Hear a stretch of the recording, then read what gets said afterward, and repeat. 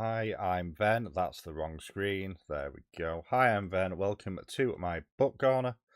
And today we're doing Escape from Billings Mall by Chuck Tingle. This is a choose your own adventure book. We've already done one on the channel. A few people wanted me to do another one, so that's what this is going to be. Probably a super quick stream. This is actually shorter than the last one that we did. So I'm just going to bounce straight in with the description for this one. It's your son's birthday and you still haven't gotten him a gift. Luckily, the Billings Mall is open just a few minutes longer, and if you hurry, you can find him something great. Tonight isn't like the other night at the Billings Mall, however. After a reported timeline tear out by the lake, people are on edge, wondering if this interdimensional event is as harmless as police would have you believe. Is this a minor rift in reality, or has a pathway been opened to the depths of the endless cosmic void? So if you don't know how a choose your own adventure book works, you start at the beginning and it gives you options. You choose from those options and you continue the story based on the decisions that you make. So we know what the story's about, so let's dive straight in. It's been a long day in Billings, but there's one very important step left on your list. You're heading toward the mall in search of a gift for your son, as his 25th birthday is, technically speaking, just hours away. Obviously, this is something you should have taken care of weeks ago, but it's not like you haven't been trying. Your son means the world to you, and his birthday is not an event that you too soon forget. The real issue is, in fact, that he's become nearly impossible to buy for. We all know somebody like that. In his younger years, the things that your son was interested in were fairly easy to track. Hello, how are you doing, buddy? How's life? How's things? Why is it not shown on that screen? That's an interesting little wrinkle I didn't expect. How are you doing?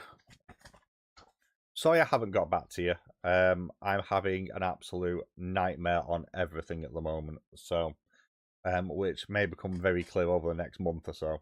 So I do apologise for not getting back to you about the stuff that you sent me.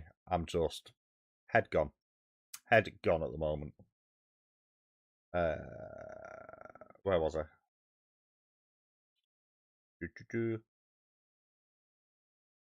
Interesting, fairly easy track, and made the world of holidays and gifts incredibly simple to navigate. Long, long ago, there were entire years when all he cared about were fire trucks. Later on, his attention moved on to playing the guitar. Now that he's in his mid-20s, however, your son is capable of going out and getting himself anything he wants. The threat of buying him something that he already has looms large in the back of your mind. His interests have also evolved, becoming more and more abstract and difficult to nail down. Your son loves technology. He loves reading. He loves sports. And he loves dressing well for work. These are all categories with a lot more breadth than his previous interests. Thankfully, it's the thought that counts. And you know this truth deep down in your bones. Your son will appreciate anything you get him. And he loves you no matter what. But that still doesn't keep the stress from mounting. You've let this gift-giving anxiety suffocate you for much too long, not exactly sure what moves you should be making, and therefore making no move at all. Now there's only a single evening of shopping left, and you intend to make it count. That is, of course, if you can get to the mall before things start to close. You glance down at the clock in your car as you swiftly cruise the roads of Billings, pushing your speed just a little bit more than you probably should. The sun hasn't set yet, but it's right on the verge.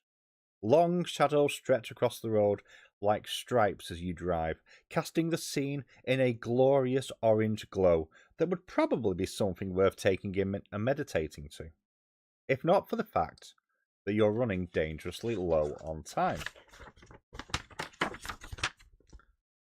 Instead, you focus on the road ahead, your eyes locked on the streets before you in a state of deep intensity. You're on a mission. Your heart racing, you realise that a slight mental detour is in order. While your hands and eyes do the dirty work, after all, a watched clock never strikes. And there's still a couple of minutes left before you'll be pulling into the mall parking lot. The thick forest of deep green trees continues to whip past you on either side of the road. As you reach out and turn on the radio, there are a few options to choose from. So, our three options are to listen to the Snow Channel, turn to page 32. To listen to Billings Action News, turn to page 5. To listen to the top pop hits with Brindle Creams, turn to page 81. And I have no dice near me. Never mind. I'm going to go for page 81, I think. Let's go for some music. Who doesn't like driving to music, right? You could possibly go wrong.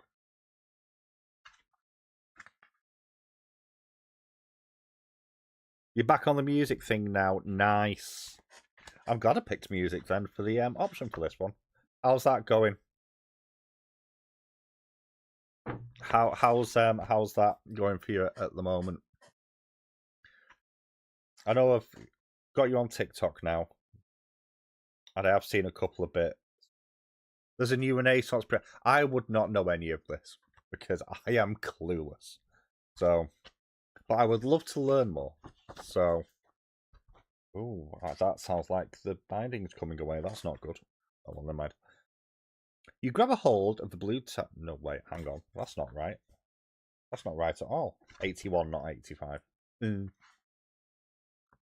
As stress continues to overwhelm your body, you decide the best treatment is to bathe yourself in the smooth sound of the top pop hits with Brindle Creams, a daily rundown of Montana's hottest chart-topping tunes.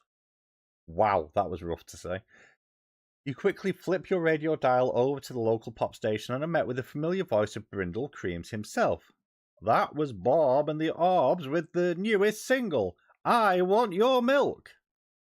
Now we're entering the top 5 with a little number I've been humming all day, to be perfectly honest. I wouldn't be surprised if this one continues to climb the charts, because it's as catchy as they get. And who doesn't enjoy a song about love? It's a beautiful evening out there in Montana, so let's turn it up with the sweet sounds of Martha Rubin and her killer new track, Love is Real. Suddenly, a hammering synthesizer bass begins to rumble through your car speakers, followed shortly thereafter by the pulsing beat of this powerful anthem. You begin to nod your head along to the sound, your anxiety melting away as a glowing smile begins to creep its way across your face. You've never heard this song before, but it's already filling you with a warm feeling of positivity and excitement for whatever comes next. There's no question that you're going to find the perfect birthday gift for your son. The vocals begin, Martha Rubin's formidable voice dancing across the track. Below it in a triumphant, soaring cadence. Love is real, love is true. From buckaroo to buckaroo, she sings. I am not singing. These words begin to repeat over and over again until eventually you find yourself joining in without thinking. The next thing you know, you're belting it out at the top of your lungs, repeating the chorus of Martha Rubin's gorgeous hit song in confident repetition. Suddenly, however, everything changes. Without warning, a small object darts out of the forest and into the road, causing you to grab the wheel tight and swerve to the left. You slam on your brakes as the sound of the grinding squeal erupts through the air around you. You're now stopped in the middle of the road. No other cars as far as the eye can see, and the sound of pop music still blaring in your ears. You quickly reach over and turn off the radio as you struggle to collect yourself. At first, you're not entirely sure you've avoided the object. Whatever it was, looking in the rearview mirror, however, reveals the road behind you is now empty. From the corner of your eye, you spot something scuttling off into the forest. A large black object that's low to the ground. You're not entirely sure, but it appears to be moving with the help of several sharp insect-like appendages. But from this distance, it's difficult to tell. Before your mind can begin to understand what you're looking at, it's already gone. You take a deep breath and let it out. In any other situation, you'd probably pull off onto the side of the road and sit for a moment, but the dashboard clock serves as a constant reminder of just how little time you have left. The mall is closing soon, and you can't let whatever this unexpected creature was put a stop to your mission at hand. You eventually put the car back into drive and continue on your way, this time in complete silence. Soon enough, you're arriving at the Billings Mall, pulling off the road and into the parking lot. Turn to page 13.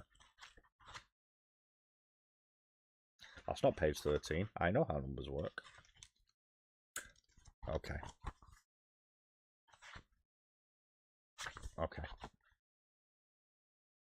You pull into a parking spot that's reasonably close to the enormous glass dome of the mall food court. This area also serves as the entrance to the Billings Mall with a large central double door.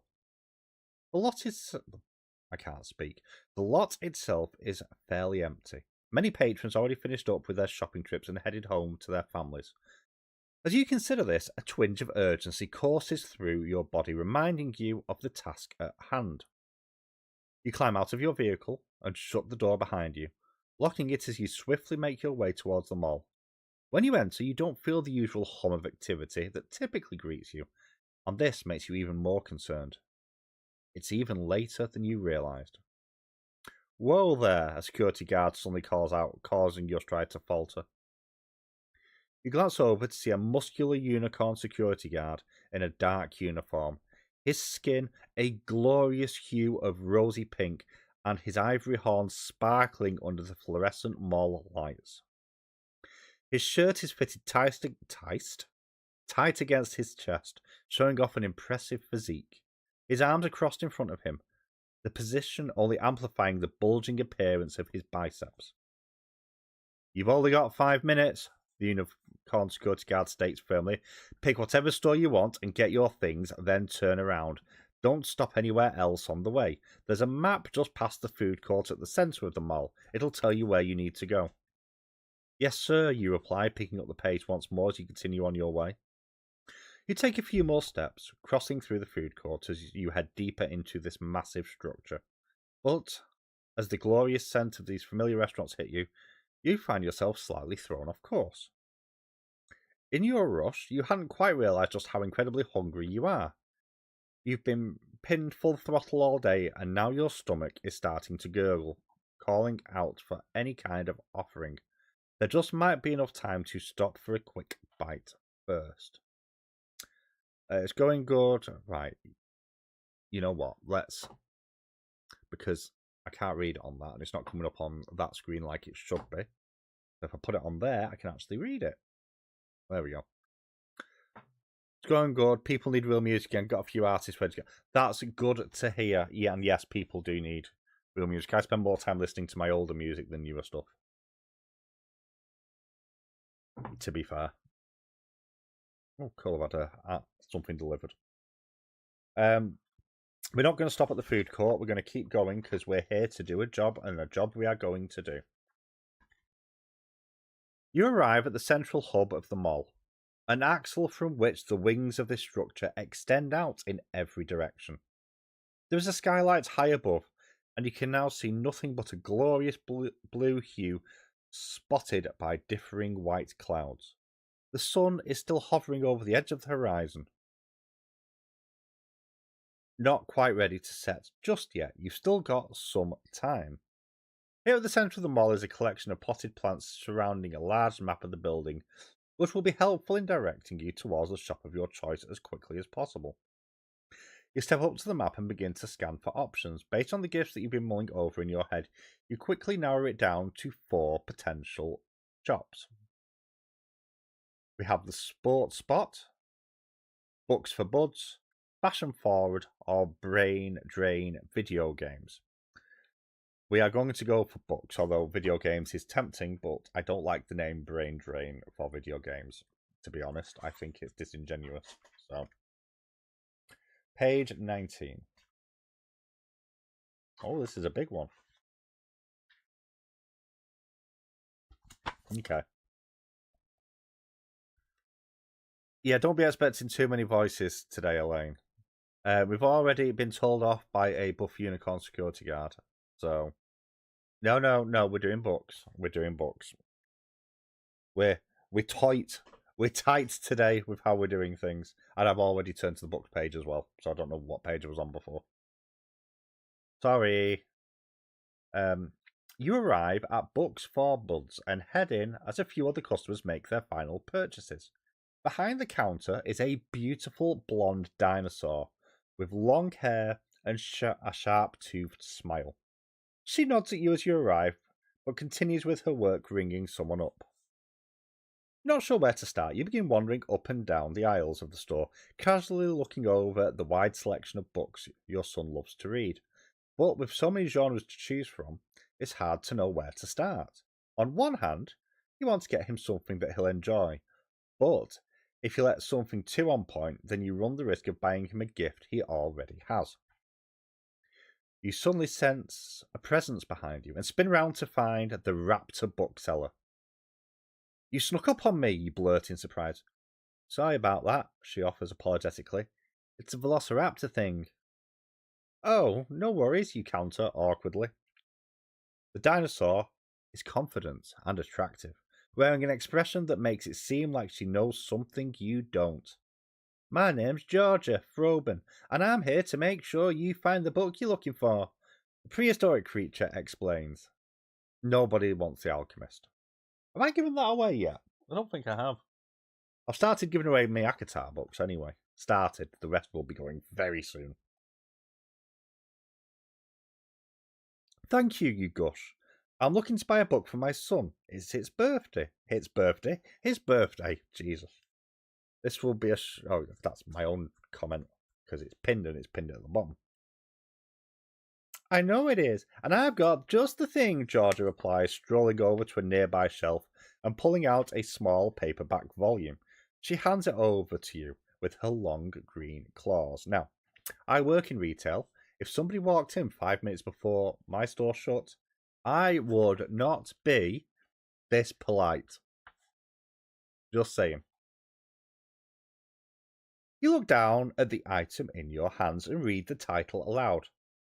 Escape from the Billings Mall, you say with a smile. It's about you, the dinosaur offers. You're not exactly sure what she means by this, so you open up the book to learn more. Abruptly, the raptor reaches out to stop you, shutting the paperback with her claw once more. Your son will love this gift, but it's not for you to read. If you start this book, it will create a meta loop, and this timeline will overlap on itself. Sometimes this is a good thing. Sometimes it's bad. But it's not a decision to make lightly. Georgia explains. I don't know what that voice is. That's terrible. I don't understand you, counter, struggling to make sense of all this. I know you don't, the dinosaur replies. There are many versions of you. Some of them are late. Some of them are early. Most of them are unaware they are simply characters in a book. But I'm not, you counter.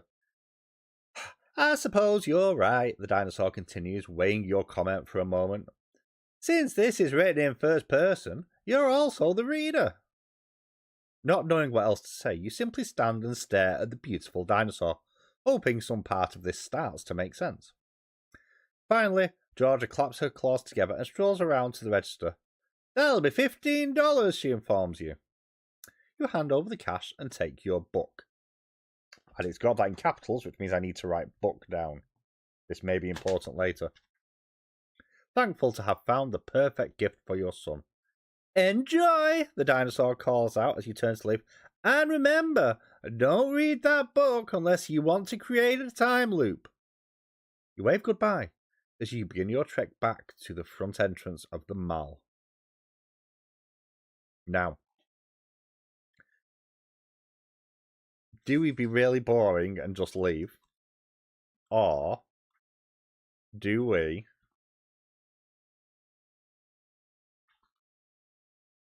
we open the book? I think we just leave. Personally, I'm leaning towards leave.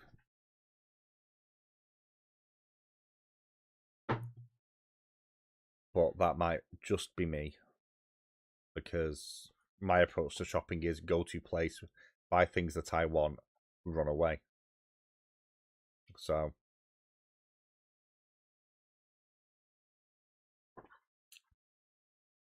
no answers. Right, we're going for leave. Oh no. Open the book. Okay. I hadn't lost a page yet, so. You led me astray last time as well. Elaine! Elaine! You just can't help yourself. The curiosity of what it all means bubbling up within your mind and refusing to succeed. You glance down at the book held tightly within your hand, achingly curious about the contents of this strange story. Most of what the bookstore dinosaur told you seemed like complete nonsense, but there's a strange power to her warning that lingers within your mind. You certainly don't feel like a character in a book. Well, who's to know?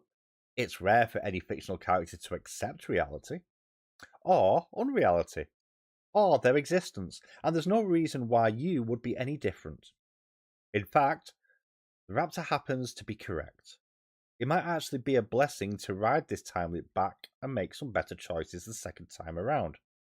You were late getting a gift for your son after all, and who knows if you could have found something even better if you just put a little more effort to arrive on time. The questions piling up within you finally stop you in your tracks. Lifting up the book and taking notes of the strange illustrations on its cover, it really does look like the Billings Mall.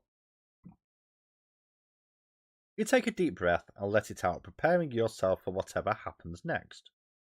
You open up the paperback and flip to the first page. Cautiously, you begin to read, and as you bear witness to the words, you can feel the layers of meta-reality stretching and contorting around you.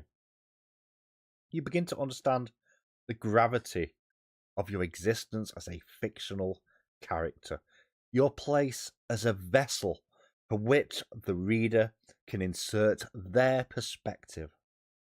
It's both frightening and intriguing. But at this point, it's impossible to stop yourself regardless. The world folds in on itself, creating an enormous cosmic loop across which you begin to slide.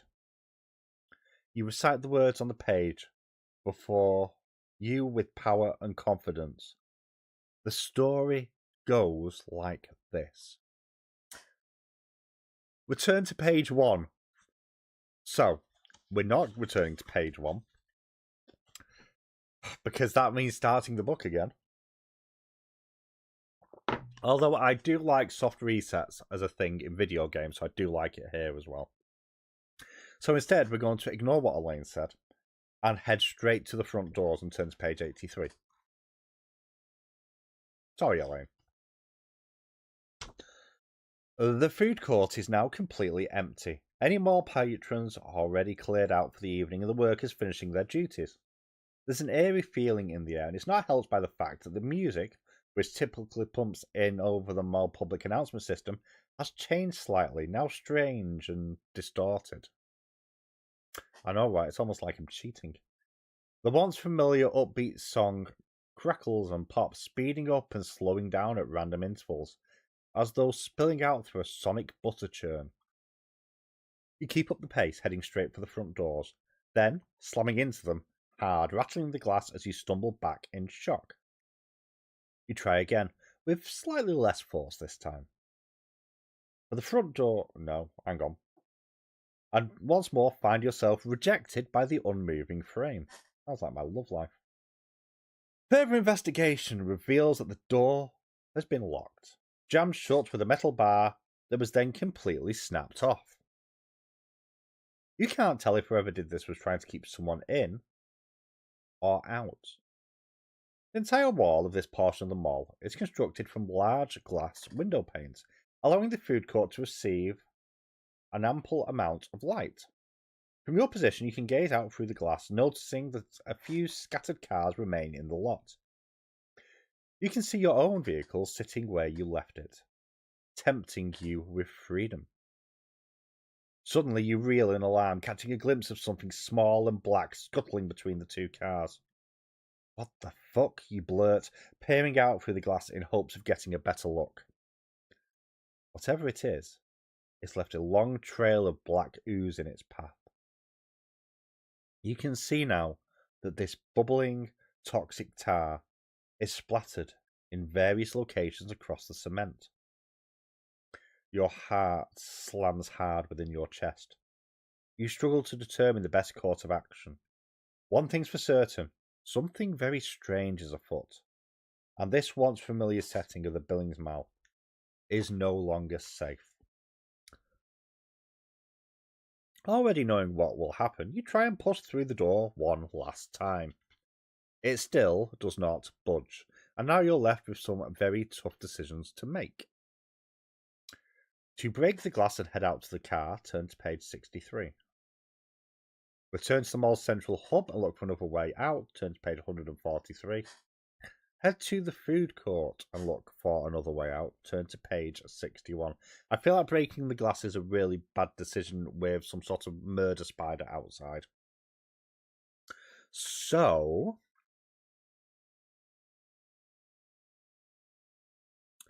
I think we go to the central hub because that's where the map is. Maps are good.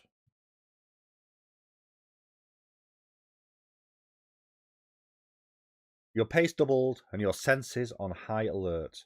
You begin the trek back toward the heart of the mall. Once you reach the central hub, you'll be able to branch out with various sections and hopefully find another way out. You don't get far before you notice footsteps lumbering behind you. However, you glance back over your shoulder to see that several yards back the unicorn security guard is following. By now, his face is absolutely covered with voidal ooze pouring out of him and leaving a long toxic path of splatters across the floor behind. The security guard is staggering as he moves, dragging his feet as his body begins to contort and change. "You're not supposed to be here after hours," the unicorn calls out, his strange gurgling voice echoing through the hallways. "Hours turn into days. Days turn into weeks. Weeks turn into millennia. The infinite moan of space is here already." The entity behind you continues to rant and rave as you break out in a full-on sprint, hoping to put as much space between you and the security guard as possible. Hey Noah, how you doing, buddy? We're currently being hunted by some sort of eldritch spider thing person. Hey Nico, hey Orca. Oh my god, everyone arrives at once. That's mildly terrifying. How are we all doing? How was the stream last night as my internet was deciding to just be an absolute twat burglar all night and just wasn't working?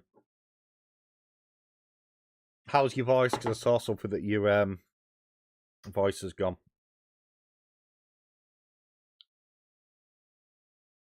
Did I just call you Worm? Oh, Elaine called you Worm. Okay, that's fine. Also, no, if you want these books when I'm done with them, I will fetch them on Wednesday for you for your meeting if you would like. So just let me know, because once I'm done, I'm beginning to clear my bookshelves at the moment. So where was I? There. Okay. The entity behind you continues to rant and rave as you break out in a full-on sprint, hoping to put as much space between you and the security guard as possible. You can't see Nico. She's definitely there. To be honest, I've had to move from one thing to another to see the chat because not all the chat was showing on my other thing. So The wonders of Streamlabs sometimes. You take one final glance back over your shoulder to see that he's almost completely unrecognisable now, shifting even more by the second. Yes, I'm not going to read them again, so if you would like them, you can have them. Or could be nice. Oh god. Enormous, crab-like appendages have erupted from the creature's back, and he's now using these to scuttle along behind you. His head has opened up into two distinct halves from which several black tentacles have erupted in a squealing, lashing mass.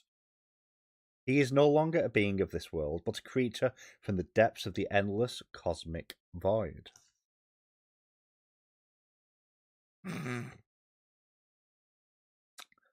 No running in the mall, the security monster screams, his voice bizarre and strangled, as though 100 different creatures are calling out the words in unison from across the galaxy. Yeah, I did I sent Noah a message to message you and help you, but I don't know if you saw it, so probably not, because he's been very busy. You're running as fast as you can now, and the creature is thundering along right behind you. You can see the central hub approaching. Fast and quickly make your decision about which direction to head. As far as you know, there's only 4 stores that might still offer an escape. There we go. I didn't know if you'd actually seen it or not, so I didn't know if you'd reached out. So we can go to the bookstore where there's a sexy velociraptor. Or at least there was earlier. We could go to the fashion shop. We can go to Brain Drain Video Games. Or we can go to the sports spot. What are we thinking? I have a feeling that Orca has heard the words sexy velociraptor and wants the bookstore, which is where we've actually started out. We've already been there, so... Crab battle. We don't want a crab battle. Dino. There we go. Okay, we're going back to the bookshop. Oh, God. I'm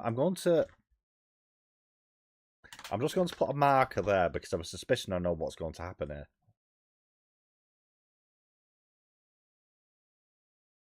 Oh, no, that's okay. It's not what I thought it was going to be. Yeah, unfortunately, it doesn't have a picture of the Velociraptor. You get the buff unicorn. In fact, actually, the picture on the screen of the unicorn, that's the person that's just changed into the crab monster. So, there we go. As you sprint towards Books for Buds, you see a figure standing there waving you on, holding the rolling security cage open as she calls out to you. Come on, run! The worker yells. A blonde velociraptor covered in shiny green scales. Become me! The monster behind you bellows, gnashing its teeth and snapping the air with its mighty pincers. The creature is close on your heels, but it's not quite fast enough to catch up with you as you push forth one final burst of speed. With all the energy you can muster, you dash under the rolling security cage just in time for the raptor to slam it shut behind you.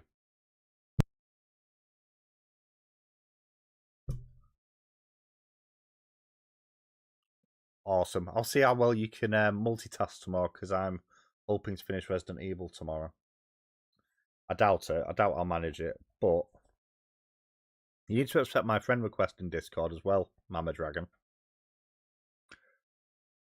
I've got myself lost again. There is a loud thud as the monster, who was once a unicorn security guard, slams against the metal with a deafening rattle.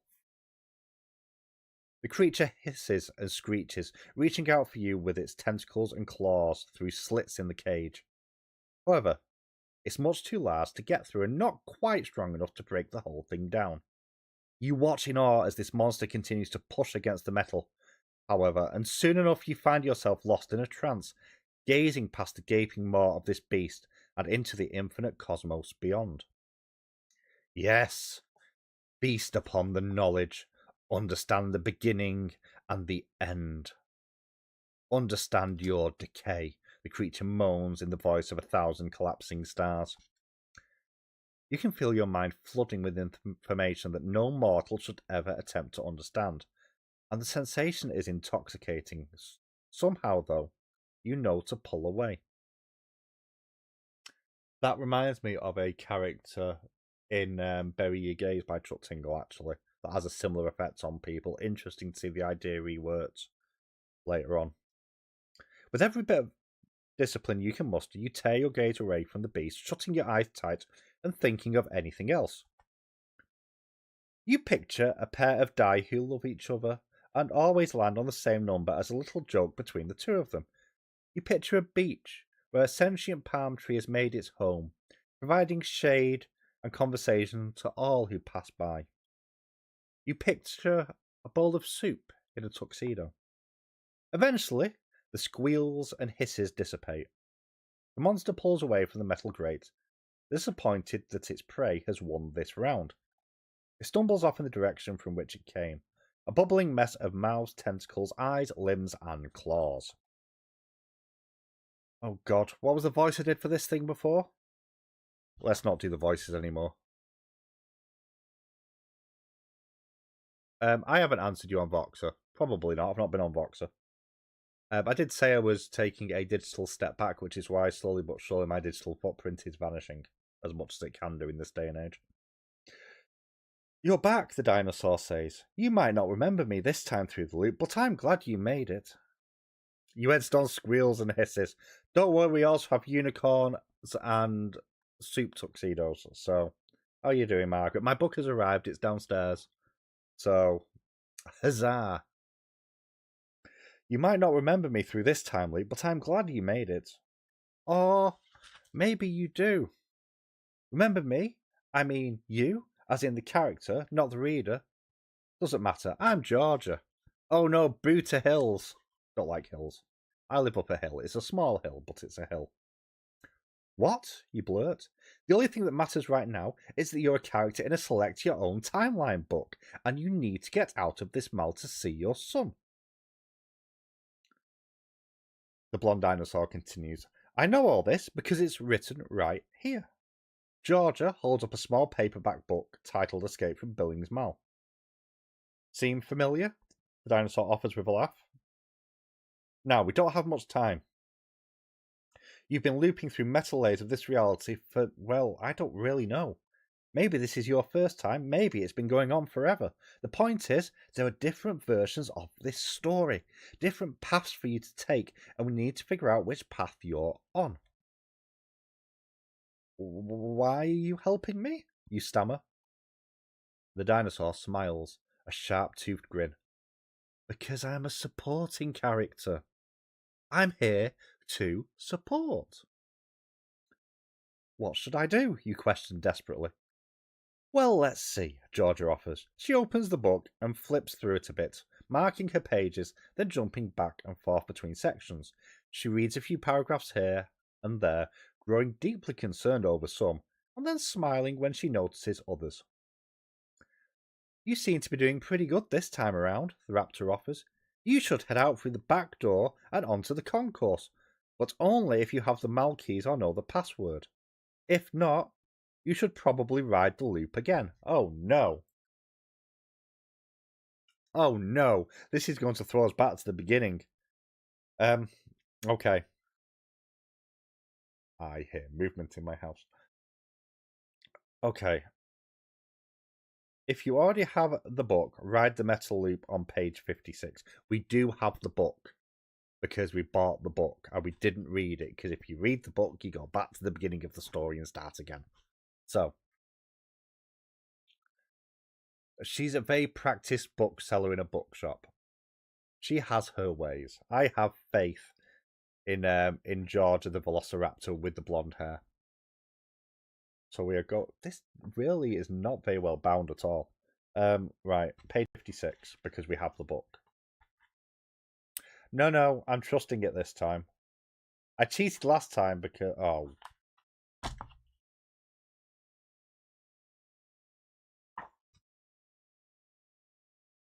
This one might take a while, people. Okay. So it's going to force us backwards. You're not exactly sure of the technicalities at play here, but you trust that George's advice is sound. If this dinosaur says you need a code or a key...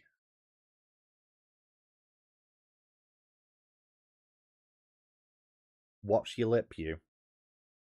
You need a code or a key to get out of here, then you're willing to follow her advice and take another ride through the metal loop, whatever that means. Only the reader knows whether or not you've been here before, and as a character in a book, the very thought of what these words actually mean makes your head hurt.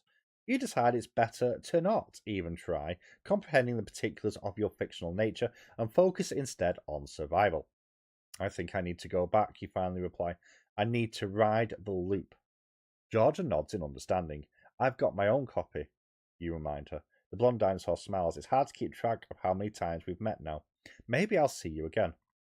You open up to the first page of the paperback and clear your throat as the boundaries of your reality begin to curl in upon themselves, stretching out to meet once more on the other side. You read aloud. And we're back to page 1 of the book as we loop back around again.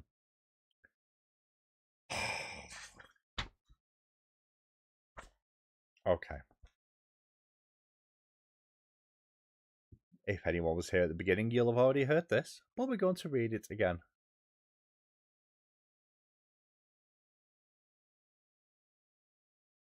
At least once this week. What? Yes. Yes. Only because I wanted to get the live out of it. Took me a second then to realize what you meant. Only because I want to get the live out of the way, because then I don't have to do another one till July. Again, reduction of digital footprint and all things life related. Okay. It's been a long day in Billings. There's one very important stop left on your list. You're headed towards the mall in search of a gift for your son on his 25th birthday. Obviously, this is something you should have taken care of weeks ago, but it's not like you haven't been trying. Your son means the world to you, and his birthday... Yeah. No, that's what I realised you referred to, but I haven't been reading at all. I've completed 3 books this month. 3.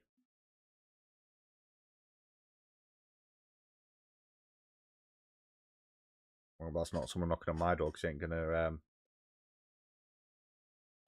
yes it is. Rex is. You know what? I'm just going to skim through all this. We're driving to the mall. It's about to close. We're buying a present for our son. And we have a choice of the radio station. Because I'm not reading it all again. So, do we want to listen to the Snow Channel? Do we want to listen to Billing Action News? Or do we want to listen to the top pop hits with Brindle Creams? Which is the one I did last time. Yes, this I feel like I'm going to read the same pages multiple times. So, Snow Channel or Billings Action News? What? No, I'm trying not to do voices. I'm in work tomorrow. I need to be ready so that I can scream tomorrow in irritation at video games. Because my mindset is really not well set up for Resident Evil tomorrow. Not answering you, oh, what? Noah, behave? What have I missed? Genuinely, what have I missed, Elaine? Because I cannot see it on mine.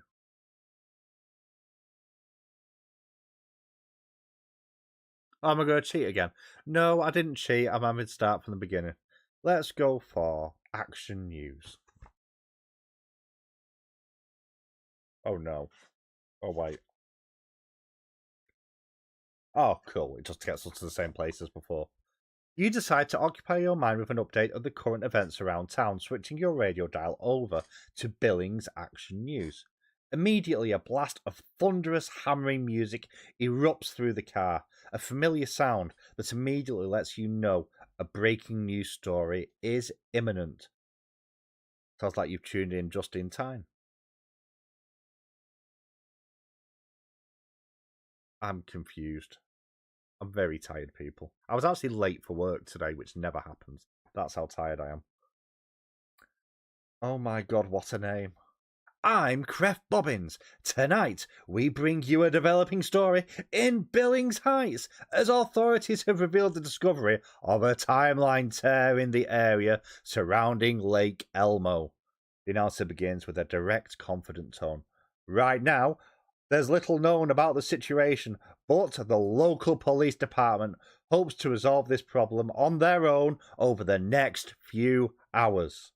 Reporter Gilla Groom is on the scene.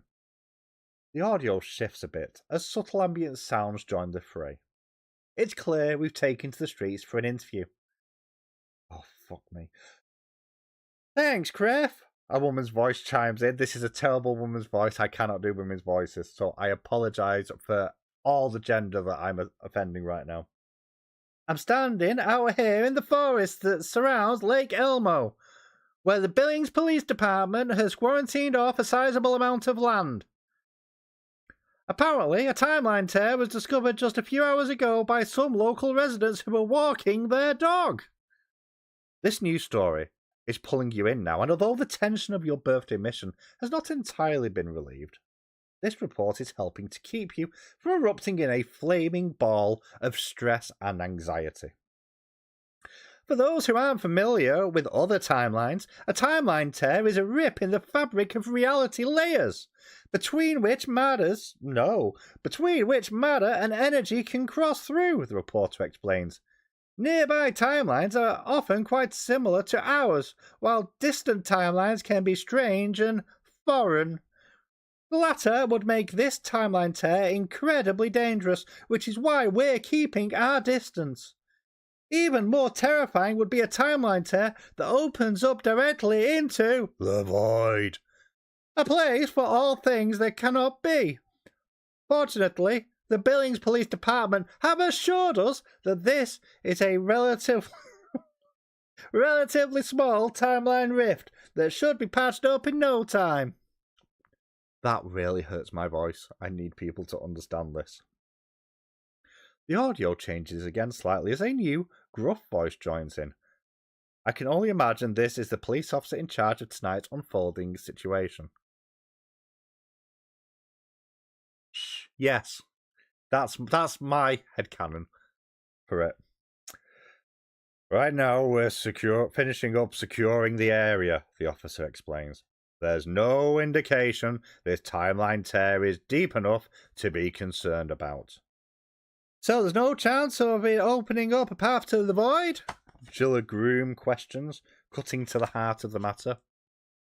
No, absolutely not, the police officer continues. If that were the case, we would already be on the phone with the Montana Anti-Voidal Task Force. Currently, this is still a local matter. We don't expect to have any problems handling it. It's not long before the Billings Mall comes into view. You turn down the radio, pull off into the parking lot with just a few minutes to spare. Okay.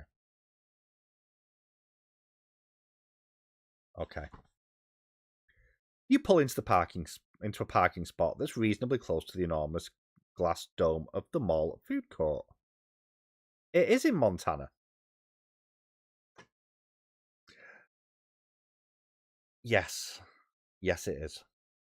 The lot itself is fairly empty. Many patrons, I've already read this, already finished up with their shopping trips and headed home to their families. As you consider this, a twinge of urgency courses through your body, reminding you of the task at hand. You climb out of your vehicle, shut the door behind you, locking it, and swiftly make your way inside the mall. When you enter, you don't feel the usual hum of activity that typically greets you and this makes you even more concerned. It's later than you realised. Whoa there, a security guard calls out, causing your stride to falter. You glance over and see a muscular unicorn security guard in a dark uniform, his skin a glorious hue of rosy pink, and his ivory horns sparkling under the fluorescent mall lights. His shirt is fitted tight against his chest, showing off an impressive physique. His arms are crossed in front of him, this position only amplifying the bulging appearance of his biceps. You've only got 5 minutes, the security guard states firmly. Pick whatever store you want, get your things, then turn around. Don't stop anywhere else on the way. There's a Map just past the food court at the centre of the mall. It tells you where you need to go.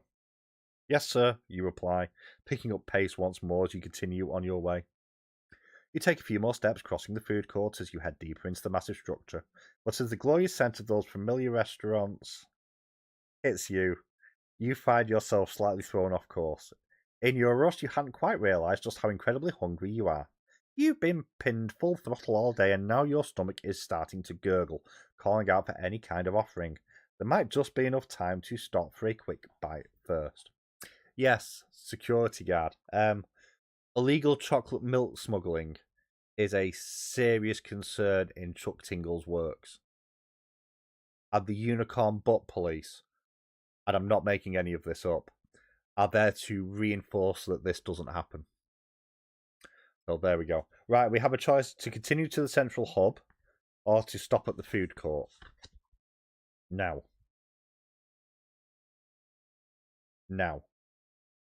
Last time round we went to the shops and we got the book. So I'm thinking we go to the food court this time round. What's the worst that can happen? I honestly didn't... I expected to have this done by now. Yes, time is limited, but you could probably spare a minute or two for a snack in the food court. Yes. Yes, this is a Tingle book. On so many levels, this is a Tingle book. You slow your pace down a bit, gazing out across the various options in the glorious half-circle of sustenance. Many of the restaurants here have already shuttered, pulling down the metallic mesh cage over their storefronts and heading home for the evening, but 3 of them have stayed open until the bitter end, hoping to catch any stragglers who have lagged behind. On your left are 2 businesses that you visited many times in your past. What did I just say about chocolate milk? The first is the Chocolate Milkman, a shop that provides all kinds of chocolate milk to the thirsty masses. They have plenty of non-dairy options, including cashew and almond milk, as well as a surprising variety of flavours. While they specialise in beverages of the chocolate variety, strawberry, banana, and original milk are also very common. They offer milkshakes and hot chocolate as well, and often provide delicious cookies on the side. Next to this business is the Spaghetti Hut, another favourite of yours. The Italian eatery dishes up a variety of classic favourites, but is known for their simple, elegant, and overwhelmingly tasty plate of spaghetti and red sauce. To your right is the other half of the food court, which is slightly more locked down than the one on the left. On this side, only one place remains open, Ben's Burger Barn. While you don't visit Ben's quite as much as the other restaurants, the few times that you've gone there, you've been blown away about just how tasty their burgers are. Perfectly cooked and with all the fixings you'd expect. We're going to the chocolate milk hut because this is a Chuck Tingle book. There will be no further questions asked about this.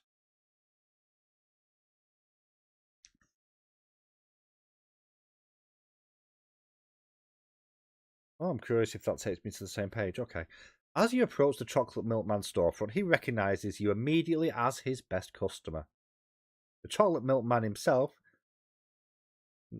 No, start again. The chocolate milkman is, himself, made entirely of chocolate milk. A sentient 6-foot-tall carton of the cool, frothy liquid. His edges are sharply angled, and his appearance is always crisp and clean, and professional through and through. I like, and I hate to say this, the only milkshakes I really like are McDonald's milkshakes, which are basically just ice cream that's only slightly melted. I'm not a massive fan of chocolate milk or anything like that myself, to be honest. My kids do. My kids love it, but I don't. Prefer it to the strawberry one, though, because the strawberry's horrible. Can't trust the milk, man. Well, Elaine, I have some questions for you then. Unfortunately, once you arrive at the restaurant, the living beverage has some bad news. Ah, it's great to see you, he begins with a nod, but you're a little too late. You're still open, you protest. No quick glass for an old friend? The chocolate milkman shakes his head, brown liquid sloshing back and forth within his cardboard frame. I would if I could, but unfortunately we're all out for the day.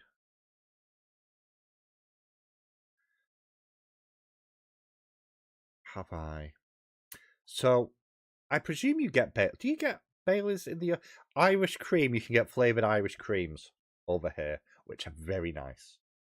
I like Irish cream quite a lot, Bailey's being the main one. So I presume it'd be something a bit like that. The character is now a leprechaun, yes. The fact that you can tell that it's a terrible Irish accent, but Irish nonetheless, I'd take as a massive compliment as well. That can go away. Stupid thing. I've lost where I was up to. Unfortunately, we're all out for the day. Sold out? I blurt. Afraid so, the sentient carton confirms. No more chocolate, strawberry or plain. I've got a little banana milk if you're interested. Oh my god, that... okay. You shake your head. No thanks. I love Bailey's. Bailey's in coffee is just amazing. And in hot chocolate. Your friend is clearly very disappointed to be delivering this news to you.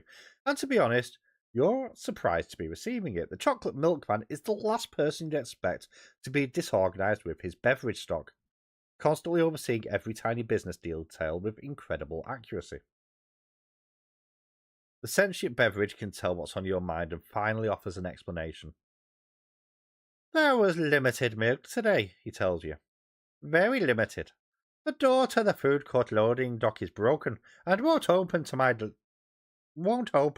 So my delivery arrived and I didn't notice it. They just left it outside to spoil. Oh my god, I'm so sorry, you reply, shaking your head in disappointment. The chocolate milkman just shakes his head and lets out an exhausted sigh. It's been a long day, that's for sure. I'm still here trying to fix the door, but there's no milk left for you. Sorry about that. Not a problem, you reply with sincere understanding. As if a customer's going to be understanding. I'll just order 2 glasses next time. You're a true buckaroo, the living cat retorts with a nod. I'll see you then. You turn and continue on your way, the spring in your step now doubled as you realise just how much time you've already wasted. Hopefully, there'll still be a few stores open. That was a pointless sidetrack. You arrive... Okay, I've already read this bit. You arrive at the central hub of the mall, an axle from which the wings of the structure extend. You have limited time to spare. Do you want to go to the bookshop? We've already been there. We're not going to the bookshop. Brain drain video games, fashion forward, or the sports stop. We need a way to get through a door. Or, ooh. I'm thinking sports or video games. I don't like the name of the video game place, but I'm thinking video games might be the way to go here. Oh, we haven't done that, have I? Oh no. We're going to be going back round another loop if I do it that way. Okay. Okay. Well. I've realised I've just lost where I was in the thing. I think video games or sports shop. I don't like what any of these are doing. They're all going to push me back round into the same loop again.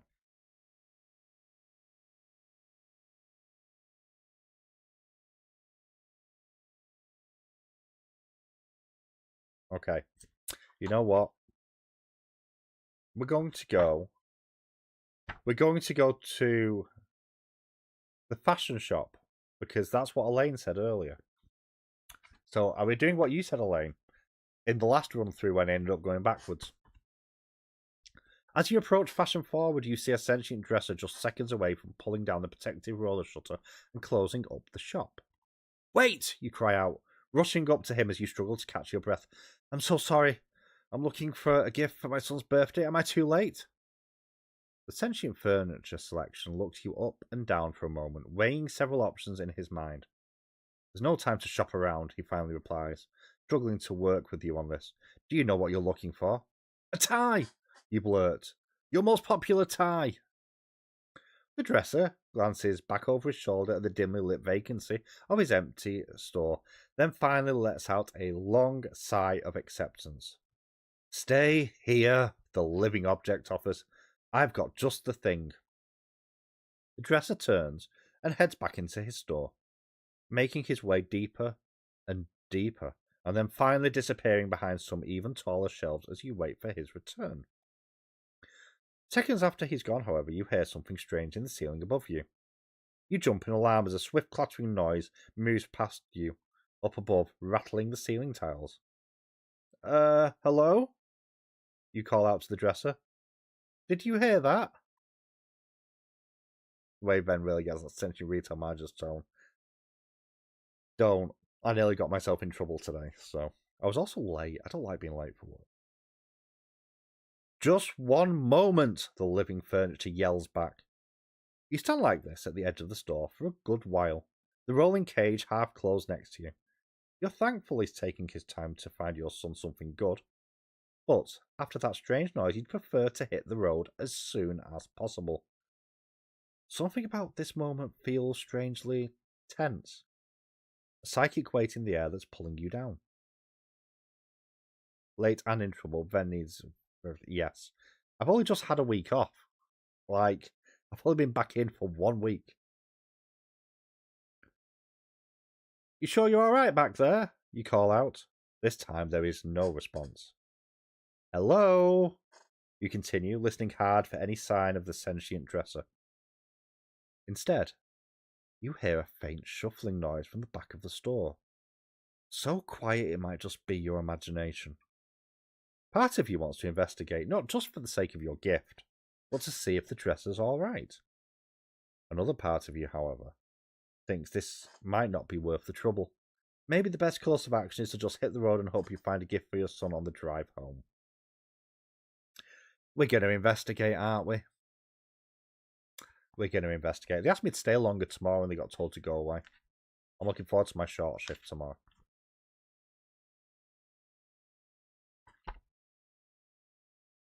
Okay, page 47. We have a choice for corporate theft here, people. Cautiously, you creep your way into the store, your gaze darting this way and that as your mind runs wild with explanations for these frightening sounds. You can see now there are signs of a struggle.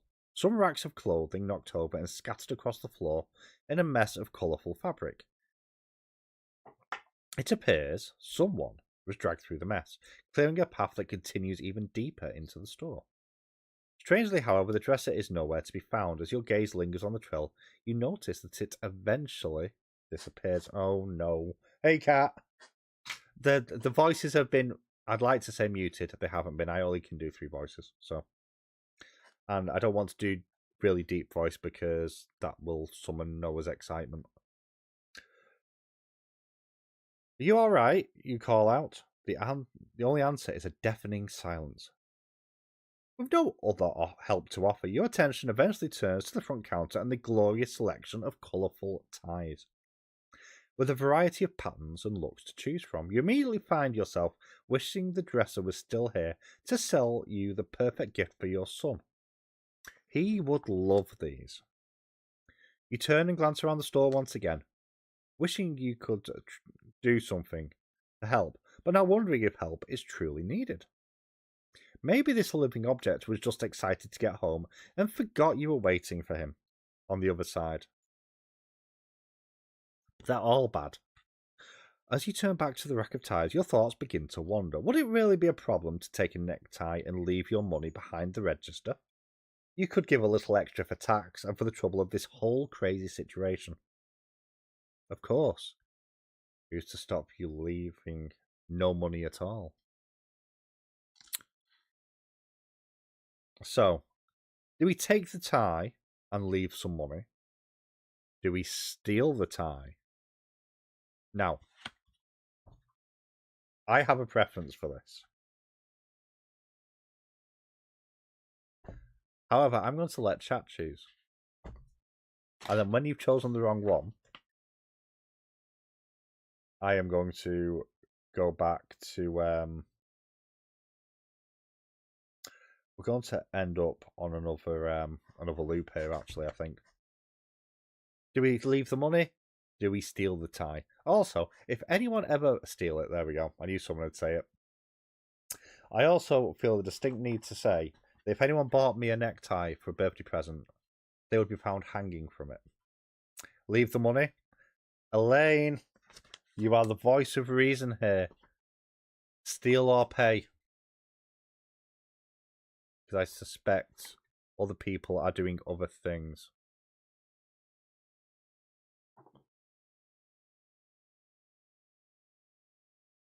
So, what are we doing?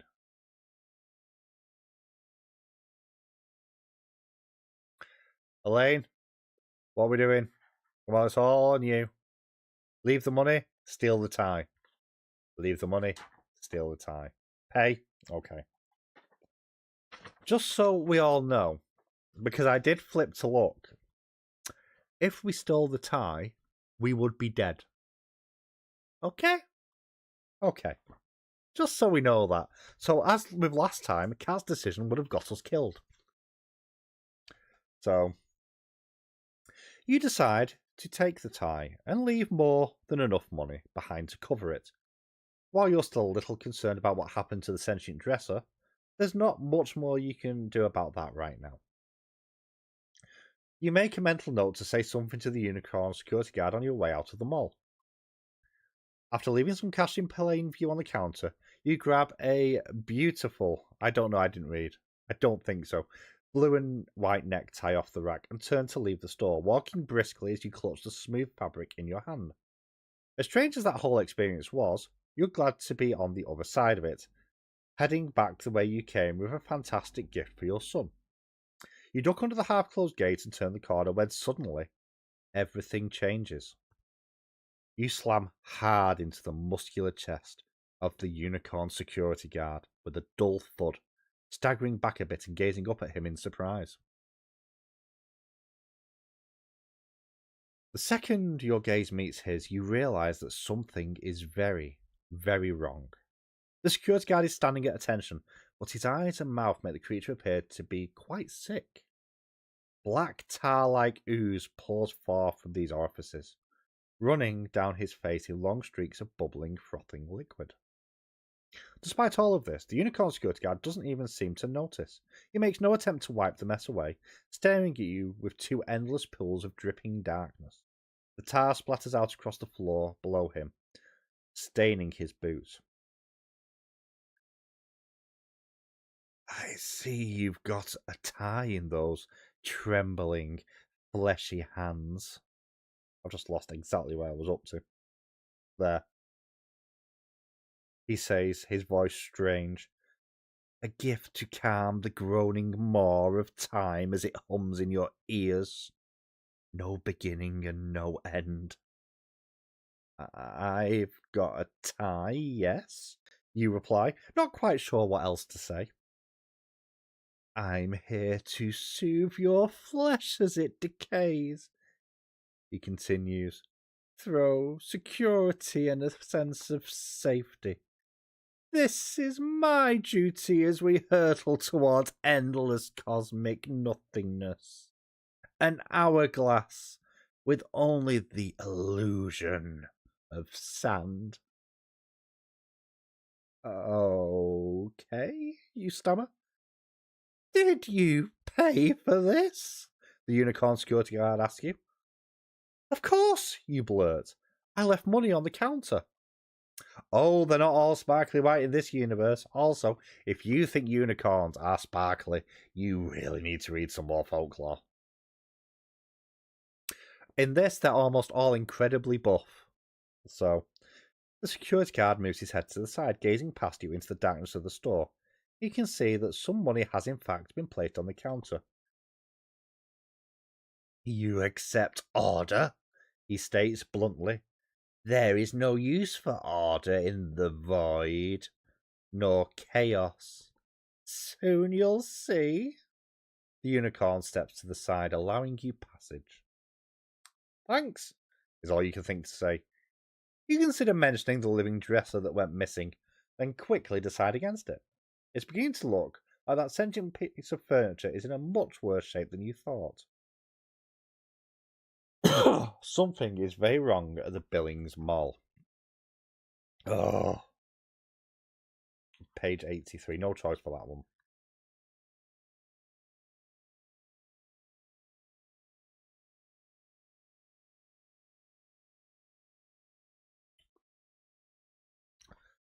Okay, we've read this bit before. We've returned to the food court and it is empty. The music sounds distorted. The once familiar upbeat songs crackle, speeding up and slowing down at random intervals. You keep pace heading towards the exit. However, you slam into the front doors hard, rattling the glass as you stumble back in shock. You try again with slightly less force this time, once more finding yourself rejected by the unmoving frame. I mean, the question is, where do the tentacles come from, or go, depending on your proclivities? The entire wall of this portion of the mall is no, someone's locked the front door. Basically, you see your own vehicle sitting right where you left it, tempting you with freedom. Suddenly, you reel in alarm, catching a glimpse of something small and black scuttling between two of the cars. What the fuck? You blurt, peering through the glass in the hopes of getting a better look. Whatever it is, it's left a long trail of black ooze in its path. You can see now that this bubbling toxic tar is splattered in various locations across the cement. Your heart slamming hard within your chest. You struggle to determine the best course of action. One thing's for sure, strange things are afoot. Already knowing what will happen, you try to push against the door one last time. It doesn't budge. You're now left with a tough decision to make. Now, last time round, we did return to the mall's central hub. That didn't work. So we can break the glass and head out to your car, which I personally feel may be a bad decision with a giant spider monster out there.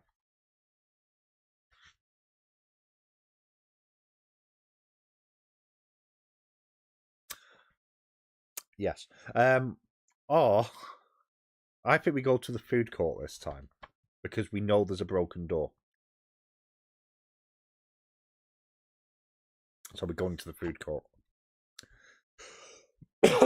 You decide the food court is a great place to start your search for a safe exit. Behind these restaurants, something related to Eldritch jokes, a recent book gave.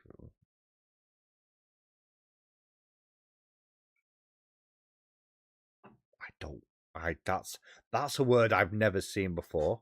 The gnome would love this. You're right, but he is distracted.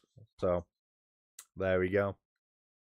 You decide the food court is a great place to start your search for a safe exit. Behind the restaurants, there must be one or several loading docks that led to the world outside.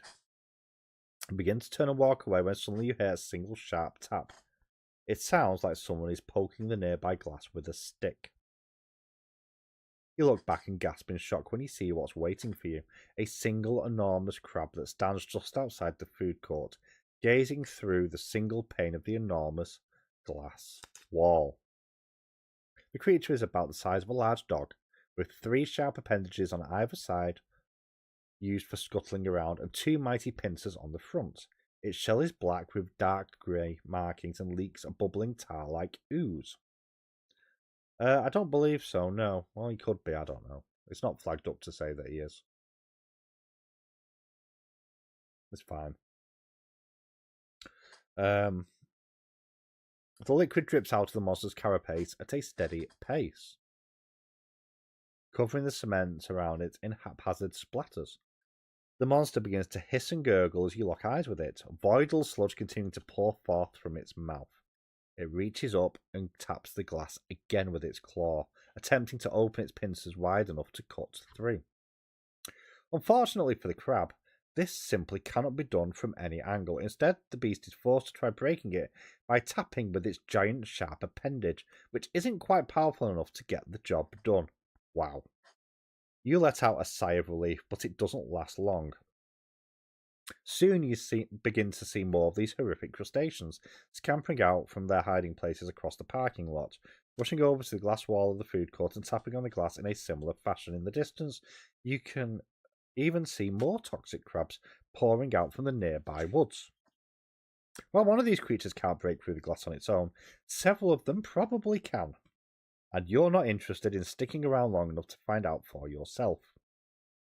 You turn your attention back to the food court and take note that while most of the restaurants are shuttered, it appears Ben's Burger Barn, the Chocolate Milkman, and the Spaghetti Hut are unlocked.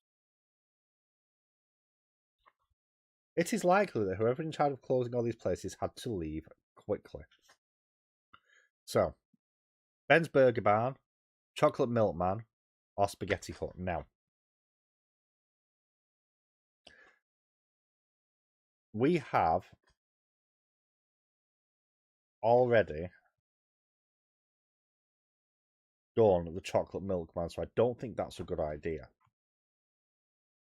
So we can either go to Ben's Burger Barn, or we can go to the Spaghetti Hut. We're not going to the Milkman again.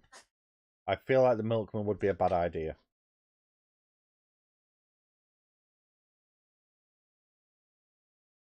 Spaghetti or burger? That's the question. We're going to put a marker there so I don't lose where I'm up to. Spaghetti Hut, Spaghetti Hut, Spaghetti Hut. That's not the right thing. I'm looking at the wrong page. Spaghetti Hut, page 75. Now.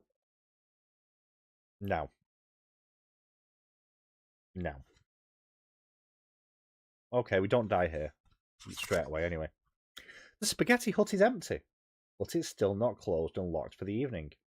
Your dear friend who's typically working here, Batoon the Bigfoot, is nowhere to be found. He must have left once he noticed things getting strange.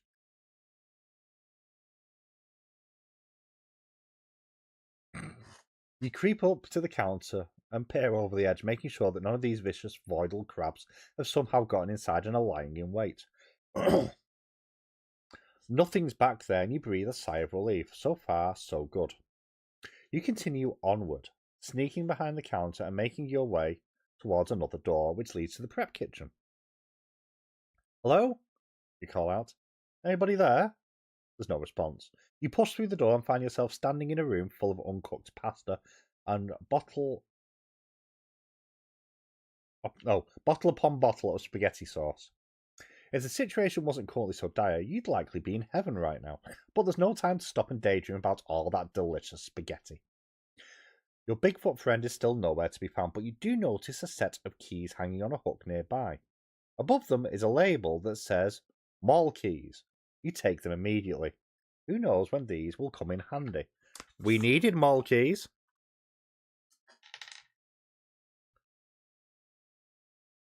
I mean, no comment. I think that says keys. It's fine. Don't. You joke about a flying spaghetti monster, right? It might happen.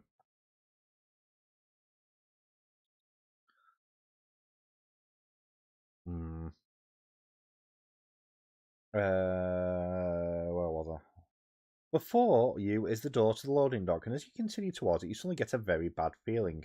In the food court behind, a sharp cracking sound erupts as the crabs begin to heave against the glass, testing the limits before it breaks entirely, and the horrific creatures come pouring through. You barely noticed. Instead, your eyes remain glued on the door to the loading dock.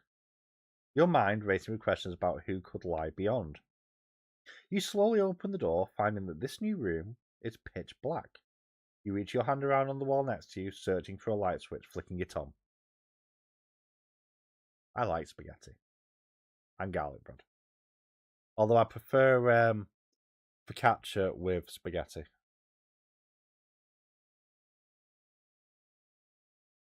You slowly open the door, finding nothing happens. The power must be cut. Hello? You call out into the darkness, not really expecting a response, but doing it out of habit. Hello? A voice suddenly calls back, their tone strangely familiar. This is the Bigfoot. I've just given them that voice. Who's there? You continue. The voice yells back to you from the darkness in turn, matching your cadence almost exactly. Oh, it's an echo. Who's there? There's another loud crack from the food court glass behind you. The windows are about to give way, and soon enough the crabs will be pouring through in a hissing, pulsing swarm. There's no time to check out the other restaurants, but if you leave now, you'll probably make it to the central hub before it's too late. I've not seen Chicago in so long. We're not talking about you and your refried rice again, Elaine. Do we go into the darkness? We don't go into the darkness. We die in the darkness. So instead, we get the heck out of here. I go to page 143. That's 141. There's a lot of deaths in this book as well. I mean, I have had to sit through Frozen, and it's fucking painful to watch that film. Your pace doubled, and your senses on high alert. You begin to trek back to... I've read this before. Once you reach the central hub, you'll be able to branch out into various sections and hopefully find another way out. You don't get far before you notice footsteps lumbering beyond you. However, you glance back over your shoulder to see that several yards back, the unicorn security guard is following. By now, his face is covered with voidal ooze pouring out of him and leaving a long, toxic path of splatters across the floor behind. The security guard is staggering as he moves, dragging his feet as his body begins to contort and change. "You're not supposed to be here after hours," the unicorn calls out. "Hours turn into days. Days turn into weeks. Weeks turn into millennia.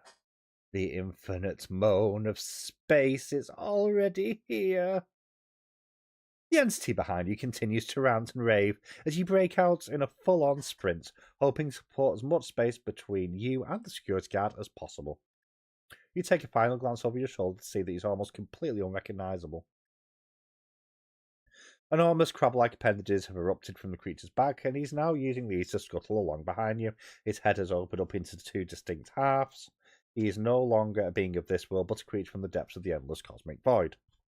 "No running in the mall," the security officer screams, his voice bizarre and strangled. You're running as fast as you can, and the creature is thundering along behind you. We're going to the bookshop. We know to go to the bookshop, because this is a time loop. So, page 11. I don't. We are advised not to reheat rice. By the NHS. Right, we're going back to the sexy Velociraptor now. As you sprint towards Buck's Fort Buds, you see a figure standing there waving you on, holding the rolling security cage open as she calls out to you. "Come on, run," the worker yells, a blonde Velociraptor covered in shiny green scales. "Become me," the monster behind you bellows, gnashing its teeth and snapping the air with its mighty pinchers. What if that's pinchers and... So, on the first run through, you actually buy the book we're reading. And the book can trigger a time loop back to the beginning, for narrative reasons, to then do it again and do the bits that you want to do. There's a loud thud as the monster who was once a unicorn security guard slams against the metal with a deafening rattle. The creature hisses and screeches, reaching out for you with its tentacles claws through slits in the cage. However, it's much too large to get through and not strong enough to break the whole thing down. You watch as the monster continues to push against the metal. Soon enough, you find yourself lost in a trance, gazing past the gaping maw of this beast and into the infinite cosmos beyond. Yes, feast upon the knowledge, understand the beginning and the end, understand your decay. The creature moans in the voice of 1,000 collapsing stars. You can feel your mind flooded with information that no mortal should ever attempt to understand, and the sensation is intoxicating. Somehow, though, you know to pull away. Every bit of discipline you can muster, you tear your gaze away from the beast, shutting your eyes tight and thinking of anything else.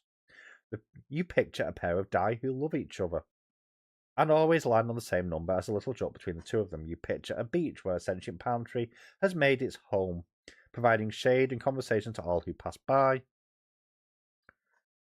You picture a bowl of soup in a tuxedo. Also, actually, that reminds me, cat +2 to my list. Eventually, the squeals and hisses dissipate. The monster pulls away from the metal grate, disappointed that its prey has won this round. It stumbles off in the direction from which it came, a bubbling mess of mouth, tentacles, eyes, limbs, and claws. You're back, the dinosaur says. You might not remember me this time through the loop, but I'm glad you made it. Or maybe you do remember. I mean, you, as in the character, not the reader. Doesn't matter, I'm Georgia. What, you blurt? The only thing that matters right now is that you're a character in a select your own timeline adventure book. We've already read this. I know all this because it's written right here. Georgia holds up the small paperback book titled Escape from the Billings Mall. Seem familiar? The dinosaur offers with a laugh.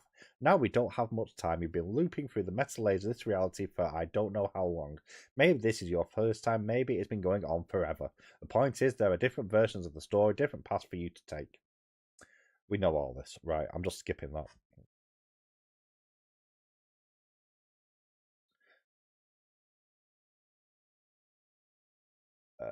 We want to go to page 90 because we have the Mal keys. That's not page 90. Oh, I'm amazed that I'm so close. I am going to Manchester on Friday, though, so. You enter the Mal concourse. I love the word concourse, just on a side point. Every sense trained and on high alert. You didn't make it this far through acting foolish, but there were a series of carefully planned and plotted decisions. This hallway is long and narrow, with a grey cement floor and white walls that have since faded with dirt, dust, and grime. Much of the paint is chipped, flaking from various boxes slammed against it during deliveries. The fluorescent lights above cast your surroundings in an eerie, otherworldly glow. So I think I'm on 38 now. I think might be 39. Although no, I cancelled one of my pre-orders actually, which I'd counted before, so I cancelled it, so I've not got it. So 36. Ah. Oh dear. The buzz isn't the only sound, however. From all around, you can hear a constant dripping that echoes out through these seemingly endless corridors. The dripping makes sense, though, as the only other prominent feature back here is the cluster of pipes that line the ceiling running along the length of its hallway. You continue to walk the concourse, taking note of the slight angle that guides it ever so slightly around the circumference of the mall. You continue to walk the concourse, taking note of the slight angle that guides it ever so slightly around the circumference of the mall. While other sections of the hallway are lined with back entrances to a variety of shops, this portion is free of any features. You're likely behind one of the large department stores now. As you round the bend, you suddenly find yourself face to face with the source of the dripping noise, or at least one of them. A pipe has been bent from its own internal pressure, leaking out into the ground with a deeply concerning flow of black voidal tar. The ooze splattered across the cement below, creating a small pool. You make sure to step around it, cautiously putting as much space between you and the substance as possible. But as you do this, there's a mammoth rumble that courses through the building, rattling the light fixtures and causing the cluster of overhead pipes to groan. Yeah, it does a little bit. The dripping liquid immediately begins to speed up, transforming from a quick drip to a constant stream. You look up at the pipes, hearing them squeal again with even more ferocity. Something is very wrong here. Suddenly the pipes above you erupt with a loud clang as cascades of thick toxic ooze begin to pour forth. You jump back in alarm, stumbling a bit as the liquid keeps coming and coming. Oh my god, you stammer, hardly believing your eyes as every single one of the pipes succumb to the pressure, blasting forth the flood of black toxic sludge. I mean, it sounds like a rock band, to be fair. These are clean books. Now, if you want to know about drilling, there's plenty in. Oh, hang on, I can't see my. I've not got the right screen in front of me. There's plenty in that one. So let's leave it there. The Vampire Night Bus in particular is an interesting one, which I might do a read of someday. Why is that not working at all? There we go. Has that fixed it? Kind of. Drill crash. I mean, yeah, fair. Suddenly the pipes above you erupt with a loud clang as cascades of thick toxic... I already said that. You jump back in alarm, stumbling a bit as the liquid keeps coming and coming. Oh my... I've already read that. There's so much of it spilling forth now that it's more like a wave than a leak. Okay. The vital ooze rushing towards you. Immediately you turn and begin to sprint down the hallway, moving as fast as you can, while the stream of bubbling liquid follows close behind. You glance back over your shoulder to see that the waterline has risen, flowing higher and higher with every bursting pipe. Soon the end of the hallway comes into view. It's a flat white wall with a door to the left and a door to the right. Both of these exits feature a lock, one in the form of a keypad, which has a sign that says air regulation, the other in the form of a standard lock, which has a plaque with the words security emblazoned upon it. Well.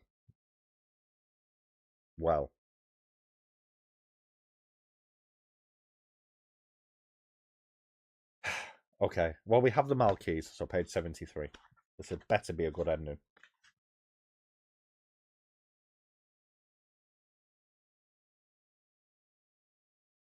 No, I've just... No. Oh, shit. What page was he on?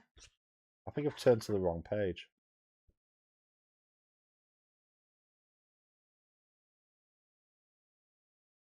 Wait.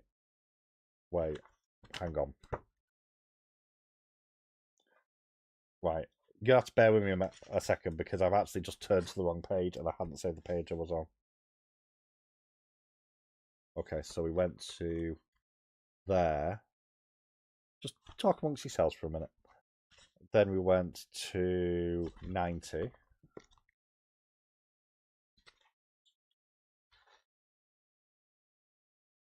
$95. Okay. The Ring of Malkeys has many options, and there's no way to discern which one of them works on this particular lock. I normally do. I didn't this time. Other than to try them all out. As the wave of voidal oozes cascades towards you, there's only time for one or two attempts. The first one fails. Shit!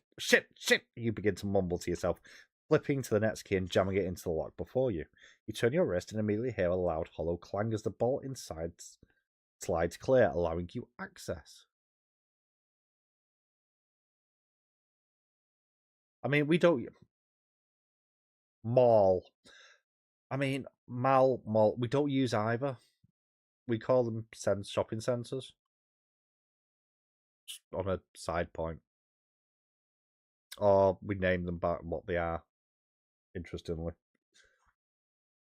Which is a weird thing. I'm not having that argument with you today, Cat. You throw open the door and dive inside, slamming it behind you. Not a moment too soon. The second you're sealed off, you can hear the crash of raging liquid hitting the back wall of the hallway, completely filling the concourse with a seemingly endless flood of toxic tar. You're breathing heavy. You take a brief moment to collect yourself, then turn around to examine your new surroundings. You're standing in the Unicorn Security Guard's private office. There's a row of filing cabinets as well as a locker and a desk. Atop the desk sits a computer that has been smashed to pieces by some large object, and next to it is a half-eaten burger from Ben's Burger Shack. That's because they are crisps. Because all chips, well, not all chips, but most chips are made from potatoes. We're calling them potato chips. Doesn't do anything to... whatever. What's left of the food has quickly evolved. Half the burger has quickly decayed and transformed into a grotesque black mutation. Ooh. There are small tentacle-like growths that now protrude from the infected half, swaying from side to side in the air as though waving in a breeze that isn't there. This, however, is not the most noteworthy thing on the office. On the other side of the desk is a radio, that's loudly blasting the static of the snow tunnel. While you typically enjoy this kind of thing, the blaring hum is already giving you a splitting headache.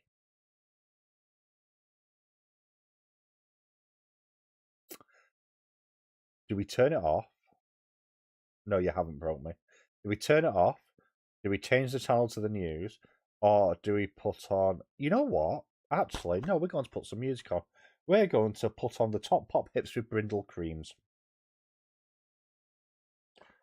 Which is a name that I never thought I'd say out loud. You change the radio over to a local pop music station, hoping to elevate the mood a bit after so much danger and drama. Welcome back. I'm Brindle Creams here in Billings, Montana, providing you with the best pop songs of the day that'll have you tapping your toes and swinging from your heart. We're gonna do something a little unusual here on the countdown because it's an unusual kind of night here in the love state. I've been getting so many calls from listeners about Martha Mubin's new track, Love is Real, that I'm going to dedicate this hour to the track. That's right, nothing other than Love is Real. Let's go. Heavy synthesizer bass begins to rattle through the speakers, causing a smile to immediately appear on your face. You can see why so many people have been calling in about this track. It's really, really good. I don't want burgers turning into attack crabs. The second this song begins to play, you notice that the tentacles sprouting from the cheeseburger on the security guard's desk begin to tremble and shake. I don't know who Bill Barker is. You're going to have to tell me who that is. Or post a link so I can go and check them out. I presume there's some sort of radio DJ or game show host person. Begin to tremble and shake, pulling away from the source of the music in a frantic tangle. Suddenly it all clicks.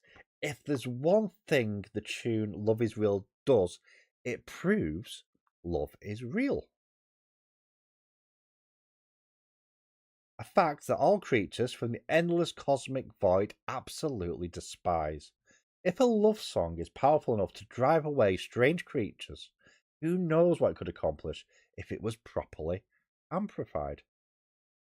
Oh, okay. Now, was it Bob Monkhouse who did it over here? You see, we have the prices right, but obviously as it's the English version, so we had a different person.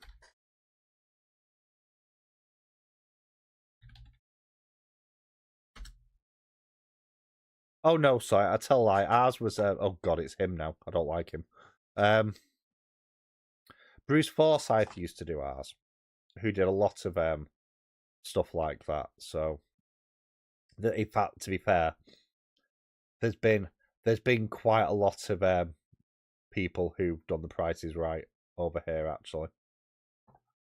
Huh, interesting. Oh god, Anton Deck did it. Well, they've fucking done everything. Anyway, I'm getting distracted here. So, what page was I on? That one. You turn off the radio and unplug it, wrapping the cord up tight. You're taking it with you. Glancing back over the vents, you realise that the manager's office might have a public announcement system running through it, which you could play something, of course, heading straight for the safety of the rooftop. Also sounds tempting at this moment. I think that we go fake work. You do good fakery. We're going to go through the manager's vent, I think. Yeah. The vent leads to the manager's office. It's particularly small and cramped, allowing very little room for your arms and legs as you pull yourself forward. It's not long after you've entered that you realise turning around would be impossible, and your anxiety begins to flare. You start to imagine all the terrible things that could happen, and on top of that list is getting trapped forever in a vent. Fortunately, the more disciplined part of your mind soon takes over, reminding you that panicking will solve absolutely nothing. Right now, you just need to keep pushing onwards and take on these obstacles as they come. There's no use worrying about something bad until it happens. Until then, you've got a vent to crawl through. That's very positive. When the light of the manager's office comes into view, you breathe a sigh of relief. This vent is only covered by a flimsy metal screen, which is simple enough to push out. It clatters on the floor and you follow closely behind, slithering through, then tumbling out behind it. The room sits high above the food court, featuring large windows through which you can see the swarming mass of void crabs below. There are so many of these ravenous creatures that you can barely tell which part of the mall you're gazing out at until you notice the familiar glass wall to the left and the signs of each restaurant sitting high on the right. This office is much cleaner than that of the Unicorn security guard, but with a similar arrangement. There's a desk, several large filing cabinets, but instead of a smashed computer and a radio, there's a microphone which connects directly to the mall's public announcement system. We have the radio. No way am I in event. Why are you in event? You shouldn't be in event. Oh, I actually almost judged that right. Oh, that's nice. So we have the radio, so we're going to play it across the PA system. If this asks me to sing, I'm not going to. Because we nearly had singing earlier. And we don't do singing here, or at least I don't. Don't care about that. Right. You take the radio that you found in the security guard's office and place it, directly before the public announcement microphone. As much as you'd enjoy letting loose on these creeping, crawling, voidal creatures with an angry diatribe, you've got an idea that you think might be much more effective. You flip on the radio and turn it up, smiling wide as an endless program blocking of Love Is Real by Martha Mubin erupts across the speakers. Oh god, it has got a singing session. I'm not singing. You reach over and hold down the button on the microphone, and soon enough the passionate vocals of Martha Mubin are cascading out across the entire mall. Love is real, love is true. From buckaroo to buckaroo, she belts out at the top of her lungs, repeating the chorus over and over again. The creeping, crawling beasts of the food court immediately react, whipping into a frenzy by this expression of love. They begin to squeal and shriek, trembling wildly as they tumble in circles and lash out at the air above them with wild claws. Seconds later, they start to burst, seizing up and erupting in puffs of ash that drift off into the nothingness from which they came. It's working, you realise. It's really working. Suddenly, however, you notice a frightening sight making its way towards you through the food court. Galloping across the crowd is the enormous, horrifying creature that was once a unicorn security guard. You'd thought you were safe positioned up here on the second floor, gazing out across the food court below, but this former security guard is now tall enough to burst through the window and swallow you whole. Closer and closer the creature lumbers, the void crabs collapsing all around it, but its gargantuan form seemingly unaffected. The monster lets out a terrifying roar that rattles the glass between you, preparing to leap, then suddenly stopping in its tracks. The beast stumbles a bit, trying to regain its footing, then faltering even more. You watch as its mutated form begins to crack and crumble, transforming into ash piece by piece, until finally he dissolves into nothing more than a wispy pile of dust. You keep the radio going, but once ample time has passed, you open up the door next to you and take some stairs down into the food court. A layer of dark ash covers everything, but there are no longer any signs of the void to be found. Hey, comes a stern and powerful voice. You turn to see 4 wizards, flanked by a team in anti-voidal task force uniforms. They rush into the food court on high alert, securing the premises. What happened? One of the wizards asked as they approach you. It's like they weren't into the new Martha Mubin track, you reply. You turn and head out towards the parking lot. It's late and you've got a birthday to attend in the afternoon. Nearly at the end, people. Nearly at the end. They just started exploding, your son's friend Heather questions. Popping? Like balloons? You shake your head. More like collapsing into piles of dust, you offer. It was still wild. It's your son's birthday, but right now all the attention is on you.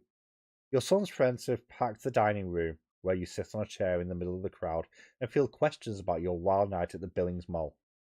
Everyone has been following the nightly news, locked down in their homes while your adventures unfolded at the heart of the action.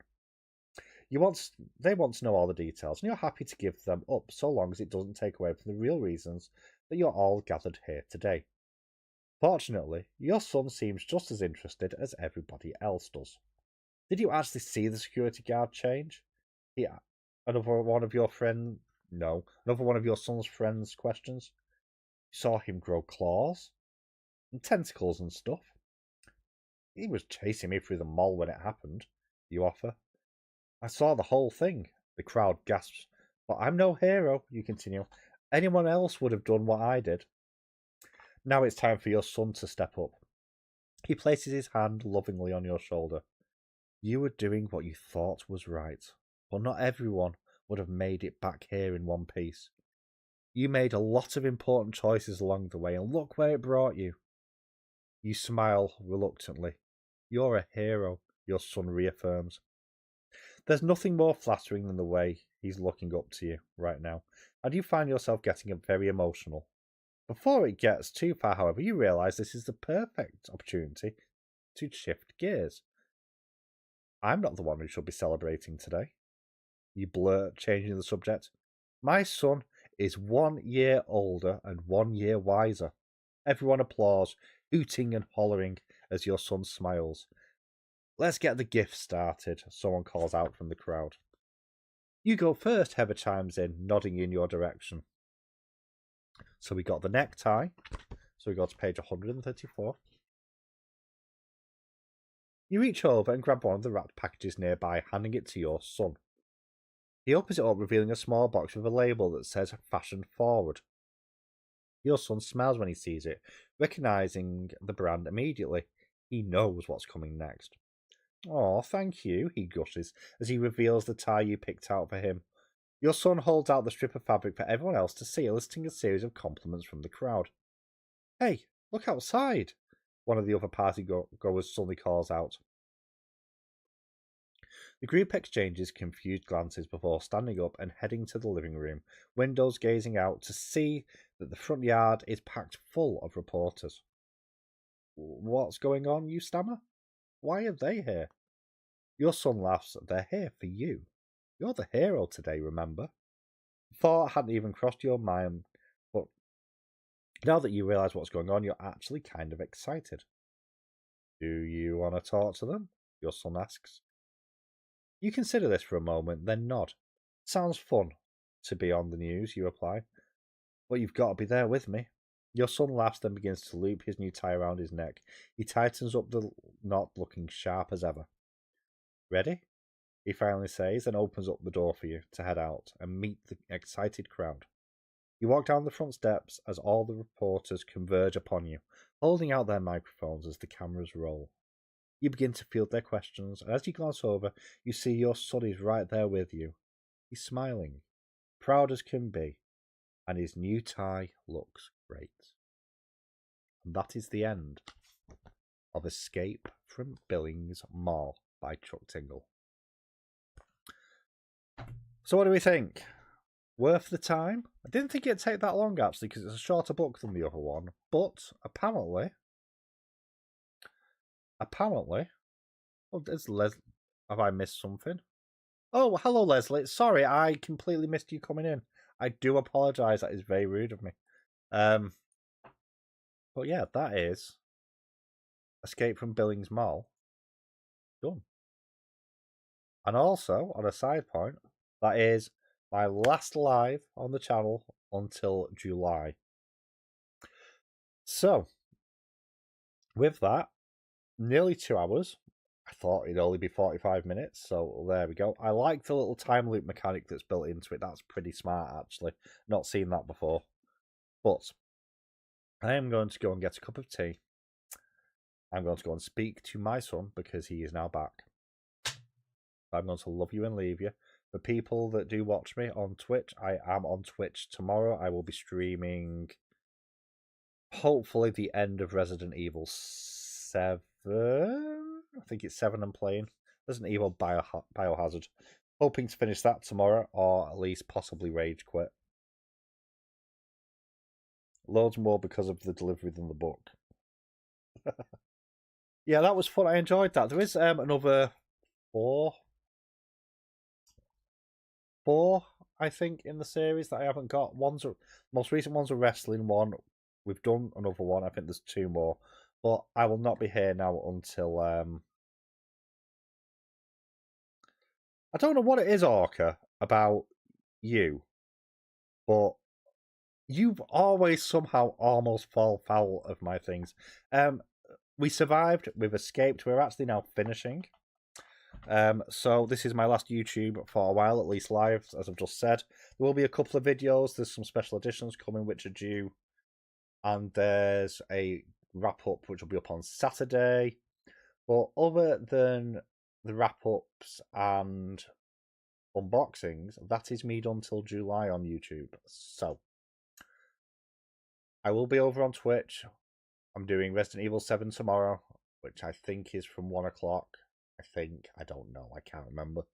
But past that, I will probably see people in their chat. But thank you so much for watching. I hope you have a great rest of your day, be that evening, daytime, or morning, depending on where you are. Thank you for dropping by. I love you all, and I will catch people in the very near future. Thanks for dropping by, everyone.